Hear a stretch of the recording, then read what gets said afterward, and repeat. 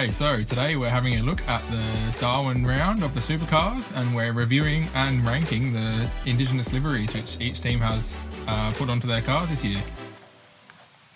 So the Darwin round is in the Northern Territory, up the top of Australia, and it's traditionally been the Indigenous round in its own way. Well, this year's the first year it's actually been mandated that all the teams have to run an Indigenous inspired livery, which has seen some have gone full on all out with their cars and done a full wrap, and some have just added on some little elements here and there, a bit more subtle. So yeah, today we're going to have a look at that, and we're going to rank them from, I think there's 23 all up, so 23 to number 1, and see who comes out on top.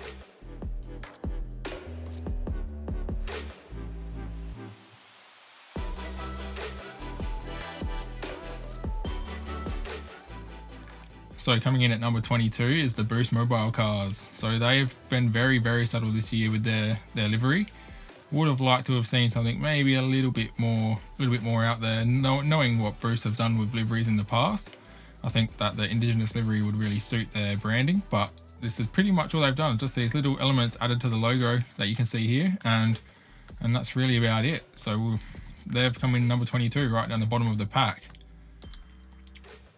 Alright, so moving into number 21 now, and we've got James Courtney in the Snowy River Caravans Mustang. Again, another one that's gone very subtle. They haven't put a lot into this one. It's basically just this addition of a fish element on the rear here, and that's pretty much all that they've done with this car. Coming in at number 20 is Cam Waters. Again, another one of the TICKFORD cars that hasn't really gone too crazy with their additions. Yeah, so pretty much as you can see here is just a little addition to the fender there. A few extra points though, because he did also get his helmet done. You can see he's got a pretty nice design for his helmet. Monster Energy have known for some pretty out there liveries, especially if you think of their Ken Block cars that they've done over the time. So it would have been good to see something a little bit more out there with this one. Jumping up to number 19, and again another TICKFORD car. Not a lot going on here in terms of the changes to the wrap, but we have got some a nice integration. I quite like the way they have the looks like a crocodile going in between the lettering. I thought that was pretty cool, quite creative, and yeah, I didn't mind how they've done that. And a big Aboriginal flag on the bonnet as well, so they've definitely covered more area than the last couple we've looked at. Alright, number 18, another TICKFORD car, and this one's got a little bit more going on. So we're starting to move into the cars that have a bit more coverage with the Indigenous art elements of the livery. Here you can see on the hood we've got this nice graphic, which I think it actually really suits this photo as well, with this yellow orangey sun on this yellow orangey effect on the bonnet there.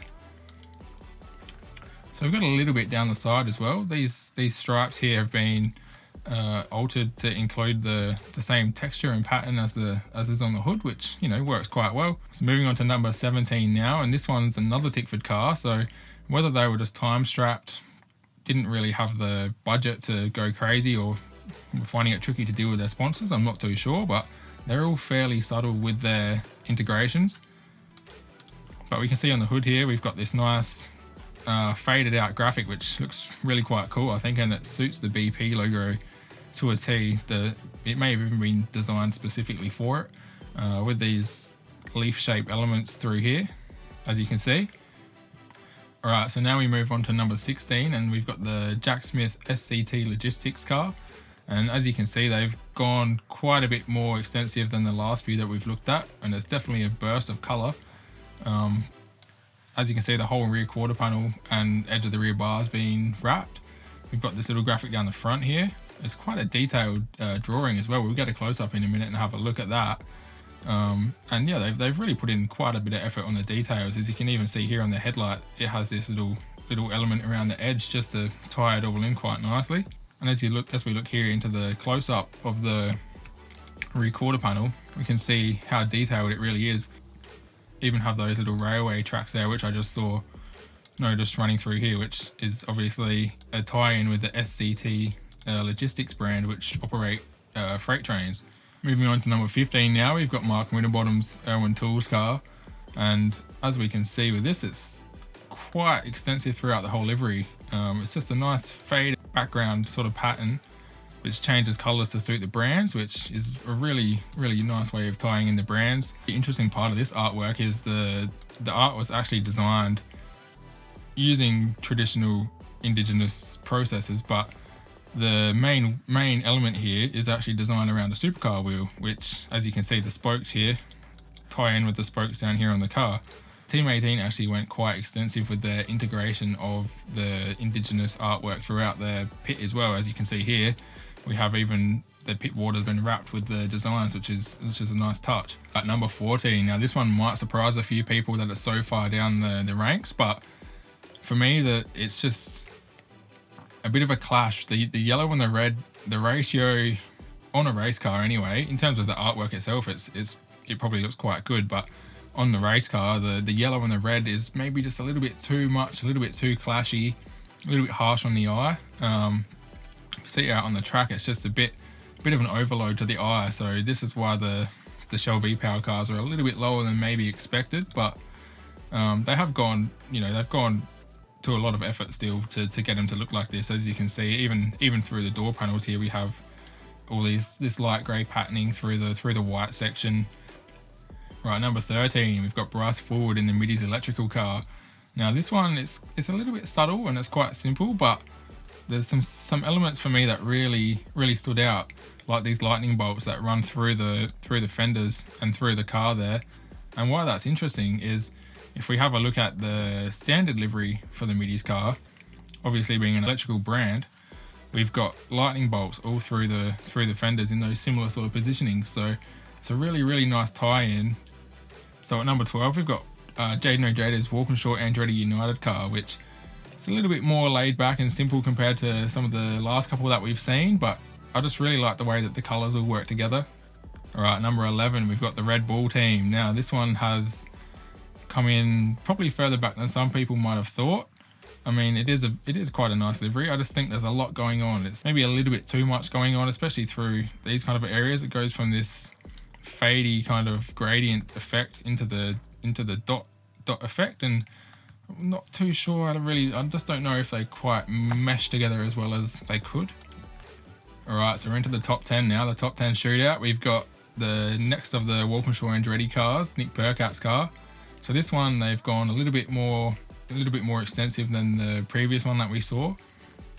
All right, number 9, we've got the Truck Assist cars, and these ones are a little bit more subtle again. So they haven't wrapped the whole car this time around. They've made a few changes to the existing livery, but I just think they really work. They've done a real good job with this one. You can see the elements up close, and as you can see, they're not as detailed or fine as some of the other liveries that we've looked at, but that's not necessarily a bad thing. Fine details sometimes get lost and can even start to make the car look a little bit messy. So I think the approach they've taken here with something a bit more simple and basic actually works quite well. All right, number 8, we've got the Kubroda Commodore, and this one represents less is more sometimes when it's done right, and the combination of the coloring and the graphic really just is so striking and bold, yet simple and effective, that this one's quite high up the ranks even though it's quite simple. All right, number 7, we've got the Coca-Cola No Sugar car, and this one is definitely very in your face on the scale of simple to in your face. It's right up there. Looks quite good. I think it could use maybe a little bit of white on the, possibly if the logo was white, just to give it something, just to break it up. But again, that may very well take away the effect that it's got as well. So it's not too clashy on the eye. It's probably just right, really. A little thing that I did notice on the back of this was this element here. It looks quite a bit like the unit logo. I was wondering if maybe it was a little indigenous interpretation of the unit logo. Possibly not, it may not be, but all right, moving on to number 6, and this is the last of the Walkinshaw cars, and as you can see, this gives us probably a better perspective than some of the other pictures we looked at. But you can see here how the graphic fades out, runs around and fades out again at the back there. This one I put up a little bit higher than the previous Nick Percat car, because I honestly just think that the bluey greeny kind of color just works a lot better. I just think this one just has a little bit better contrast through the lettering here, possibly, and it just works a little bit better.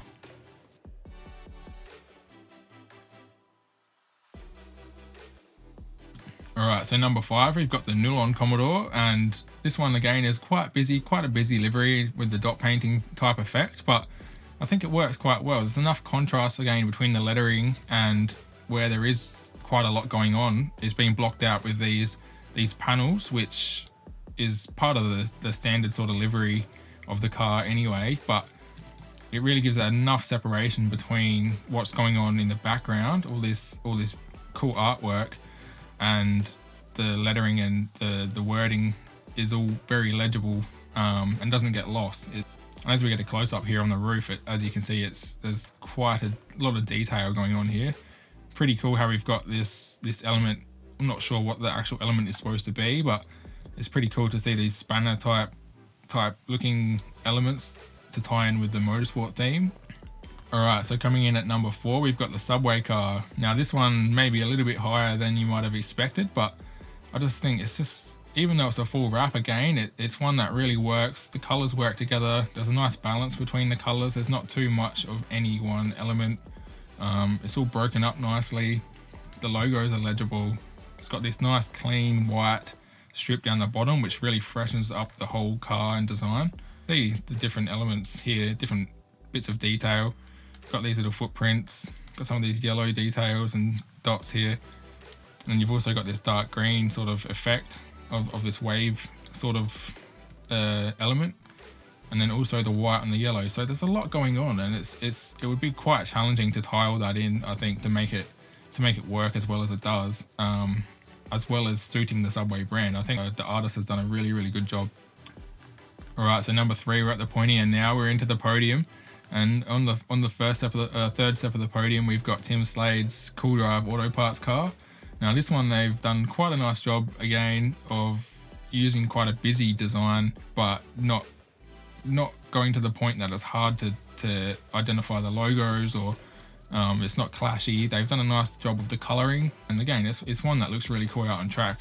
Alright, so coming in at number 2, second step of the podium, the runner up, we've got the Panerai Cars. Now these guys always do a great job when it comes to the special liveries, whether it be the retro round, Bathurst, Indigenous round, military or army type liveries. They always put in a lot of effort, and it's always one of the best looking cars on the track. But what they've done well, I think, with these ones is by using the brown coloring for the whole background, it really kind of separates it from the logos. And if you sort of look from a further back perspective, it almost even looks like a bit of a camo-y kind of effect. Alright, so we're at the pointy end. We're about to reveal the number 1, the winner. You're probably wondering who's left, who hasn't been called out yet. Well, we're going to skip number 1 for the minute. We'll come back in a moment. First, we're going to have a look at the safety car, which also got a makeover. Pretty cool to see the Supercars team themselves actually getting involved with this one. Alright, so it's the moment you've been waiting for. Coming in at number 1 in the Indigenous Livery Rankings of 2022 is Team BJR and Heimgartner's car with this striking, simple but effective, bold, and really well done livery, in my opinion. It's another example of not having to go over the top, not having to do anything too in your face, but really thinking about how the elements work together, tying them all in and making them work on a race car, which wouldn't be easy to take this Indigenous artwork or prepare this Indigenous artwork, especially for the cars, or adapt it to the car. It would be quite a tricky job. Heimgartner's car really stood out to me as striking, bold, simple, and just overall it just works, in my opinion. I just think it's the winner for the year. So, well, that's it for this one. As you can see, there's a big array of different cars, and it's really been quite interesting to see what the teams have all done with the opportunity to integrate the Indigenous artwork into their cars this year. And yeah, it's been very interesting to see. Hope you've enjoyed the video. Let me know in the comments if what one was your favorite, which livery did you like the most and why. And yeah, we'll see you in the next one. Peace.